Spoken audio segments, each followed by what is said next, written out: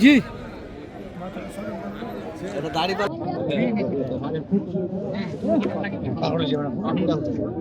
ভাই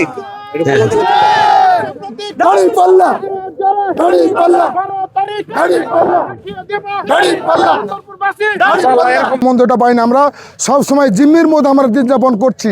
আমরা সামনে চাই যে জিম্মি যেন না থাকতে হয়। দাঁড়িপাল্লাকে ভোট আমরা দিব, তারা সরকার আসে নাই, তারাই দেখি আমাদের কি ভালো করতে পারে। এই কারণে আমরা বিএনপি থেকে আজ আমরা যে লোকগুলো দেখছেন, আমরা এক সময় বিএনপির জন্য আমরা নাচতে নাচতে চাপাই স্টেডিয়াম গেছি, আমরা সার্কিট হাউস গেছি, ওই আমরা শিবতলা মোড় গেছি, ব্রিজ গেছি, আমরা শুধু হাইটে হাইটে স্যান্ডেল ছেড়েছি, কিন্তু আমরা স্যান্ডেলের দামটাও কিন্তু কারোর কাছ থেকে কোনোদিন পাই নাই, কোনো ভালো ভাষাও পায় না, ভালো মর্যাদাও পায় নাই। মেধাবী ছাত্র চাকরি হয় নাই, ঘুষ দিলে চাকরি হয়, তাহলে গরিব ছাত্রছাত্রীরা কী করবে লেখাপড়া করে? তারা বিদেশ দিয়ে কী করবে? অজ্ঞ হয়ে তারা ইট টানতে হয়, বাড়ি টানতে হয়, লেখাপড়ার সুযোগ থাকে না। একটা স্কুলে ভর্তি গেলে আমার টাকা লাগে, ওই এমপির ভুক্ত থাকতে হয়।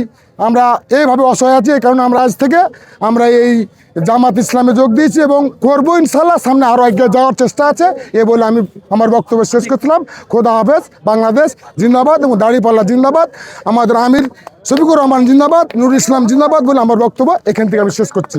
আল্লাহ শুকরিয়া আদায় করছি, আলহামদুলিল্লাহ, যে সুন্দরপুর ইউনিয়নে জাতীয়তাবাদী দল বিএনপির ইউনিয়ন এবং ওয়ার্ড পর্যায়ের গুরুত্বপূর্ণ নেতৃবৃন্দ এবং স্থানীয় প্রতিনিধিবৃন্দ জামাত ইসলামের সাথে এবং দাঁড়িপাল্লার পক্ষে তারা আজকে যোগদান করেছে।